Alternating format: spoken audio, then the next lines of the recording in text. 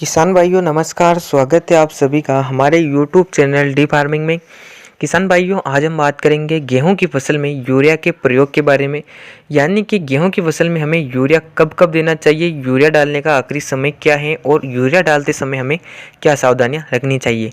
इन सभी मुख्य बिंदुओं पर इस वीडियो में मैं आपके लिए पूरी जानकारी लेकर आया हूं, यानी कि गेहूं में यूरिया से संबंधित आपको पूरी जानकारी इस वीडियो में मिल जाएगी। आपको अलग से कोई भी वीडियो देखने की ज़रूरत नहीं होगी, तो इस वीडियो को आप अंत तक ज़रूर देखें। जो किसान भाई हमारे चैनल पर पहली बार आएँ, नीचे लाल अक्षरों में सब्सक्राइब के बटन पर क्लिक करें, पास में जो घंटी आती है उसे दबाएं ताकि आपको इसी प्रकार की वीडियो हमारे चैनल पर मिलती रहे। किसान भाइयों सबसे पहले बात करते हैं यूरिया की। तो यूरिया में केवल नाइट्रोजन होती है, वो भी 46%। इसके अलावा कोई भी तत्व मौजूद नहीं होता है। गेहूं में यूरिया का काफ़ी महत्वपूर्ण स्थान माना जाता है। अगर हम गेहूं में यूरिया डालते हैं तो इससे हमारी फसल की पैदावार अच्छी तरह से होती है और फसल अच्छी तरह से ग्रोथ करती है। बात करें गेहूं की फसल में यूरिया के प्रयोग की, तो किसान भाइयों आपको अपनी गेहूं में 2 बार यूरिया का प्रयोग, यानी कि 2 भागों में आपको अपनी फसल में यूरिया का प्रयोग करना चाहिए। अधिकतर किसान बुआई के समय डीएपी का प्रयोग करते हैं। डीएपी का प्रयोग करने से आप शुरुआती अवस्था में यानी कि बुआई के समय अपनी फसल को यूरिया यानी कि नाइट्रोजन तत्व की पूर्ति कर देते हैं।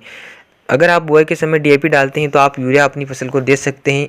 उसके बाद जब आप अपने गेहूं में दूसरा पानी लगाते हैं उस समय आपको यूरिया का पहला भाग देना चाहिए, यानी कि उस अवस्था में आपकी फसल अच्छी तरह से बढ़वार कर रही होती है। तो जब आप गेहूं में बुआई के बाद दूसरा पानी लगाते हैं तो उसमें आपको यूरिया का पहला भाग देना जरूरी होता है। उसके बाद दूसरे भाग की बात करें तो दूसरा भाग आपको जस्ट जब आप गेहूं की फसल में तीसरा पानी लगाते हैं उस समय देना है, क्योंकि किसान भाइयों जब आप गेहूं में तीसरा पानी लगाते हैं तो आपकी फसल लगभग 35 से 40 दिन की अवस्था में हो जाती है। इस समय आपको यूरिया का दूसरा भाग दे देना है, जिससे फसल की अच्छी तरह से ग्रोथ हो सके और आपकी फसल अच्छी तरह से ग्रोथ करने के साथ उसकी बढ़वार भी अच्छी तरह से हो। तो आपको दूसरा भाग यूरिया का गेहूं में तीसरा पानी लगाते समय दे देना है। उसके बाद जब आप चौथा पानी लगाओगे तो आपकी फसल 50 दिन के पार चली जाएगी, यानी कि 50 दिन से अधिक अवधि की आपकी फसल हो जाएगी। तो उसके बाद आपकी फसल को किसी भी प्रकार से नाइट्रोजन की आवश्यकता नहीं होती है, उसमें आपको यूरिया नहीं डालना है। यानी कि सीधे डायरेक्टली हम बात करें तो 50 दिन से पहले पहले आप अपने गेहूं में जितना भी यूरिया देना चाहते हैं वो यूरिया आप दे सकते हैं। उसके बाद आप प्रयोग ना करें। उसके बाद आप एनपीके के पानी में घुलनशील खाद या सल्फर या आदि तत्वों का प्रयोग कर सकते हैं, लेकिन आप यूरिया जितना भी आप देना चाहते हैं वो 50 दिन से पहले पहले दें।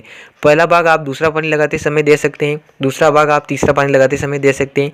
और अगर आपने बुआई के समय एनपीके का प्रयोग किया है तो आप पहला पानी लगाते समय भी गेहूं में यूरिया का प्रयोग कर सकते हैं। यानी कि 50 दिन के बाद आपको अपनी फसल में यूरिया नहीं डालना है, क्योंकि उसके बाद आपकी फसल को ज़रूरत नहीं होती है। आप शुरुआती अवस्था में यूरिया का प्रयोग करें जिससे आपकी फसल की अच्छी तरह से ग्रोथ हो सके। तो किसान भाइयों ये थी छोटी सी जानकारी। अगर आप इस जानकारी से सहमत हैं तो इस वीडियो को लाइक, किसान हित में अधिक से अधिक शेयर जरूर करें। मिलते हैं ऐसी नई जानकारी के साथ नई वीडियो में। जय किसान।